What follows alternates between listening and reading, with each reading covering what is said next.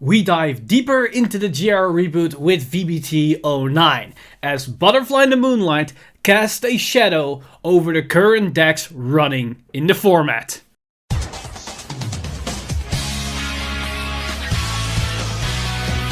Stand up! Vanguard!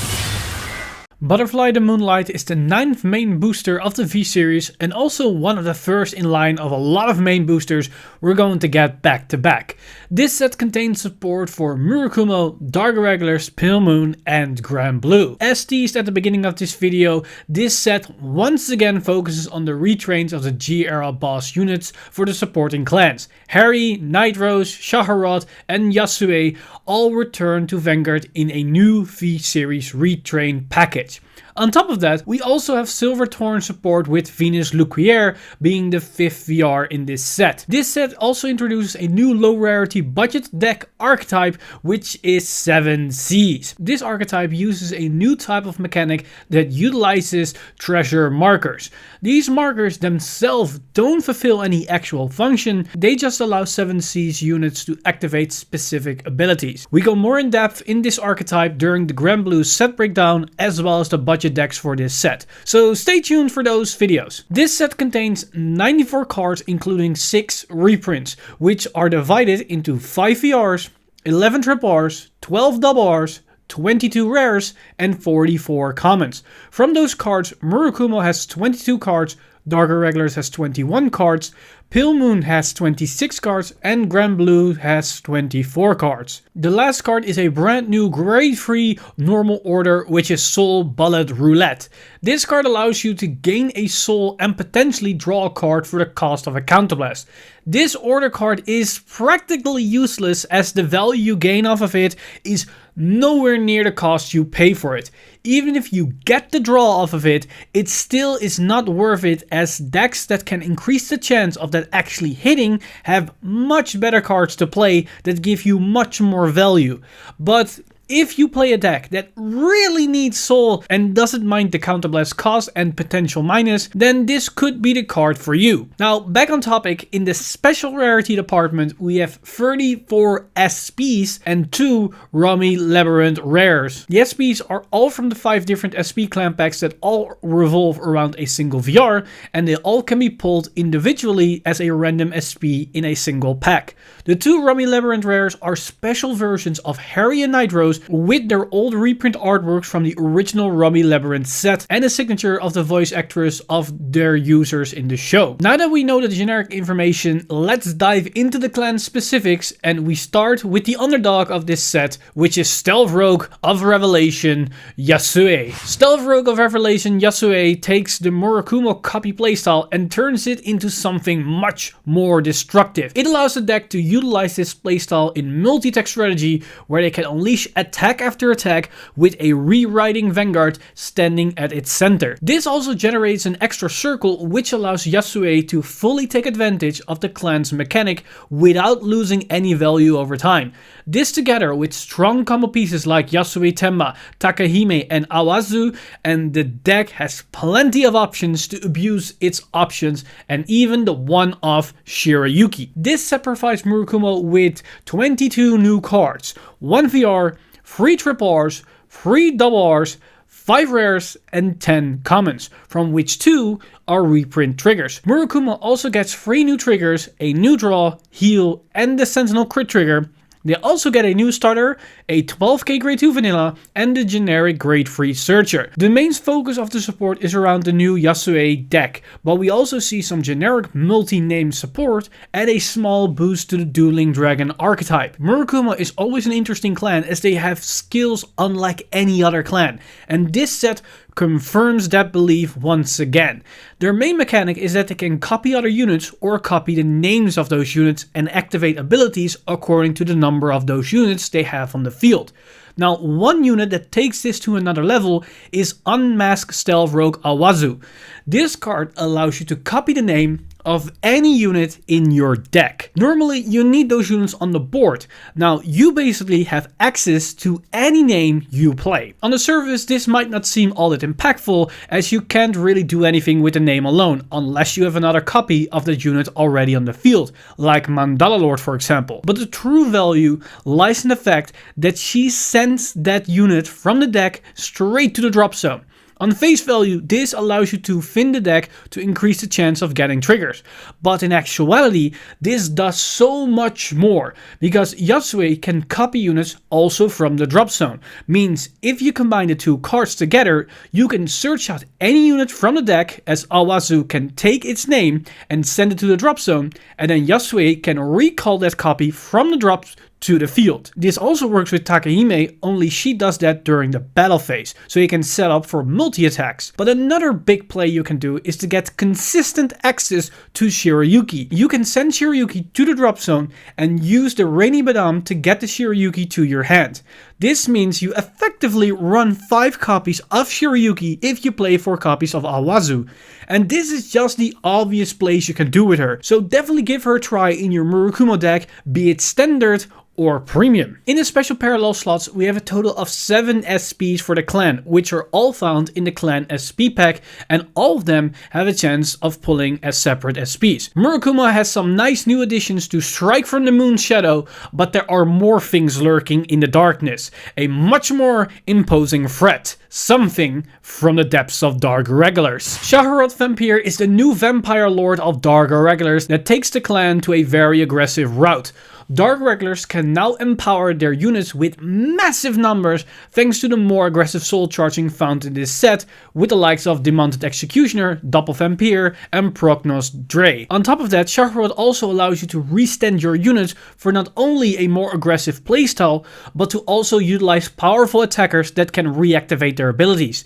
This is where Shaharot's true strength lies, as Dark Irregulars is known for powerful on-attack skills that can shroud the opposition in complete darkness. This set provides Dark Irregulars with 21 new cards, 1 VR, 2 triple Rs, 3 double Rs, 5 rares and 10 commons, from which 1 is a reprint trigger. Dark Irregulars also get 3 new triggers, a new draw, heal and the Sentinel crit. They also get a new starter, a double crit grade 2 vanilla and the generic grade 3 searcher. The support is divided into small chunks, as we have some support for Dentarian, but also some support for Brufus. Of course, this set also provides us with generic soul charge options and some cards that interact well with Shaharot. On the last group of cards, we can find a very interesting card that takes a typical Dark Irregulars effect and changes it a little bit, which makes it more in line with an Oracle Think Tank effect. Or to some degree you could say this is a newer version of a Genesis Revelation skill. I am of course talking about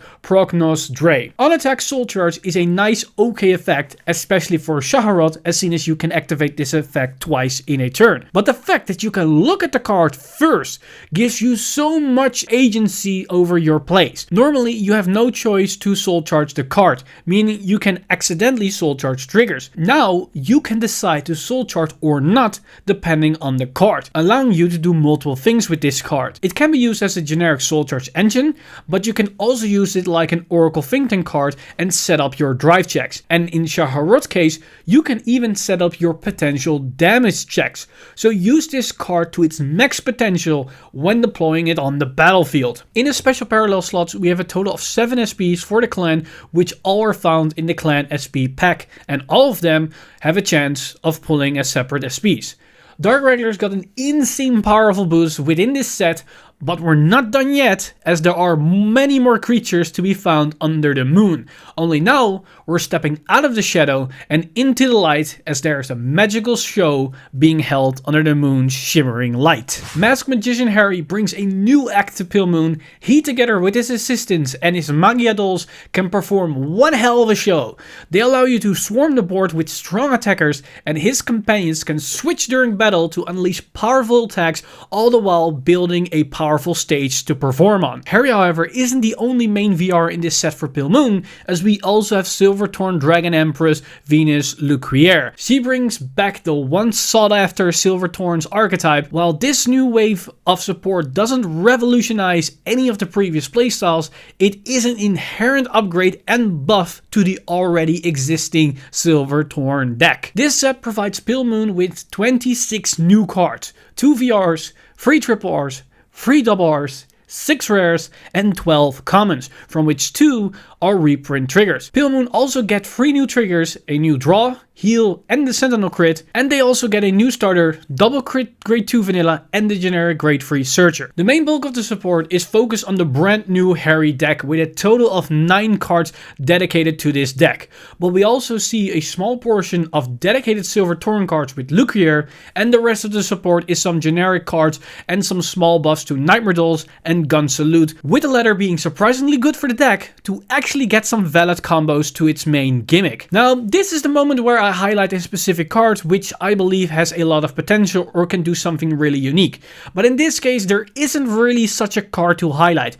This isn't because the cards aren't good, but more so to do with the fact that almost every card is used in a very specific way and in a very specific strategy, making them less versatile on their own. But combined with already existing cards in Pale Moon, opens up the floodgate for more endless options. But we get to that once we tackle the specific deck spotlights and budget decks for Pale Moon, so keep your eyes open for the future. In the special parallel slots, we have a total of 12 SPs for the clan, which are all found in the 2 different clan SP packs, one focused around the Harry engine and the other around the Silverthorn archetype, and all of them have a chance of being pulled as separate SPs. Pale Moon really got some amazing new support and quite a diverse pool of options and strategies to choose from thanks to this new wave of support.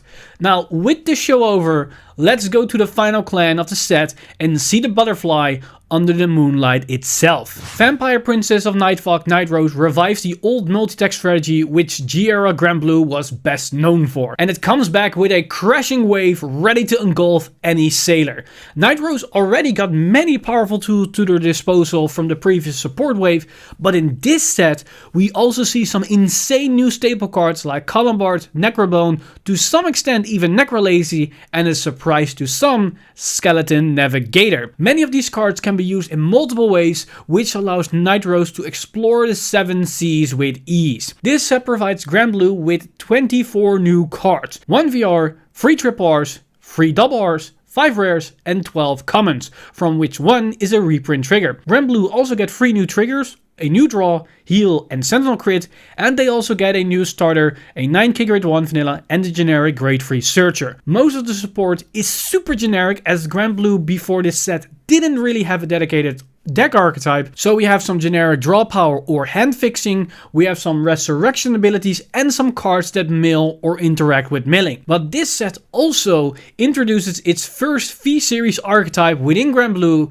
which is 7 Seas. With Granblue being very generic in its support means that there is a lot of potential with insanely powerful staple cards being created from these sets, like Greed Shade last year.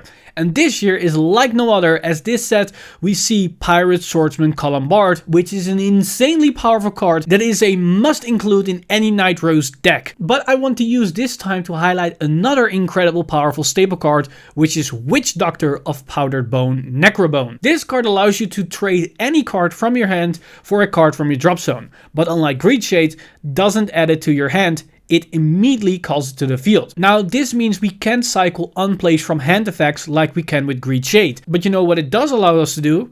It allows us to call cards like Ghost Ship and Skull Dragon on demand during the main phase to set up for powerful plays. But that's just the surface of things. It putting itself back to the deck means we can make our deck a bit beefier, making deck out somewhat less problematic, as we can extend our deck with a couple of cards easily. And you can combo it with Columbard to immediately send the same Necrobone Necrobone back to the drop zone after you just put it on the bottom of your deck. Necrobone together with Greedshade makes it so that the drop zone literally becomes your second hand. Either you can fetch Guard from the drop zone, or you just call directly from the drop zone instead from your hand. These cards make Granblue terrifyingly consistent and should be on everybody's radar when building Granblue. In the special parallel slots, we have a total of 7 SPs for the clan, which are all found in the clan SP pack, and all of them have a chance to be pulled as separate SPs. Granblue is arguably the clan that came out the strongest out of this set, together with Dark Irregulars, which is ironic, as both decks need to first set up their plays, and once done, they can win the game within a single turn. Now, with the main information discussed for V-BT09, let's talk about the different deck spotlights we're going to tackle in the near future, right after we talk about the set reviews for this set. Now, with this set, we've got 4 new supported clans and of course 5 different VRs. So you can expect that we're going to cover 5 different deck spotlights for each and every single VR with their deck surrounding that specific VR. Now, normally I will do the deck spotlights in order per clan, and then also in the usual clan order that we're used to, with United Sanctuary first, then the Dragon Empire, then Stargate, then Dark Zone, etc, etc. But from this video onward, we're gonna do it in the same order as we're gonna get these VRs. So with that said, we're gonna start with a bang, as the first VR and the first deck spotlight we're gonna tackle is Masked Magician Harry for Pale Moon. This deck is gonna feature around the whole new Magia Doll playstyle with his companions, with the dragon, with the pigeon, and all the things around the stage mechanic. So if you're interested in that mechanic and how that playstyle can evolve, then that deck spotlight is gonna be covered, the first one in the line of these deck spotlights. Now, after Harry, we immediately go into the second bang of this series, and that's gonna be the deck spotlight for Vampire Princess of Nightfall, Night Rose. One of fan favorites, especially for Granblue players from the G-era with their own undead waifu vampire thing, whatever fancy you're about. But what is fancy about her is her deck playstyle with the whole multi-attack strategy around the drop zone, as well as some insane consistency cards with the already existing Greedshade, but also with now Necrobone as well as Colombard. Now, with those main units out of the way, we still got some very interesting deck, as the third deck spotlight we're gonna cover is the one for Murakumo with Yasue. Yasue is a very interesting deck that allows you to rewrite mid-battle and acquire a lot of multi-tech strategies with the same multi-copy name strategy that we're used to from Murakumo, but with an interesting twist, which we will cover in great detail during that deck spotlight. After Yasue, we got the deck spotlight for Shaharot with the latest Dark Irregular support boost. There isn't really a lot to talk about than just saying that deck is insanely powerful with the whole multi-tech strategy around the protect mechanic, which makes Shaharot an enemy to be feared. And those are the main G-era boss units in the VR form, meaning the last deck spotlight we're gonna cover is the one for the secondary Pale Moon VR. That is, of course, Silverthorn, Dragon Empress, Venus, Luquier. So for anybody that's a Luquier fan or a Luquier simp or just likes the Silverthorn engine, then the last deck spotlight we're gonna feature on this channel is definitely something for you. So if any of these deck spotlights fancy your interest, then definitely stick around, maybe subscribe to the channel to be noted when we're gonna upload these videos very soon. But before we go into those, we still got our set reviews for every single clan to have a better understanding what the card pool for their clan can provide to us Cardfight Vanguard players. Now, with that said, I want to give a huge shout out to my Patreon supporters over patreon.com/VanguardInsider. You guys are amazing. If you do want to support the channel or everything that's happening on the channel, you can simply go to patreon.com/VanguardInsider and become a Patreon today. But with that said, I'm Mr. Time Leap, and I see you guys in the next one.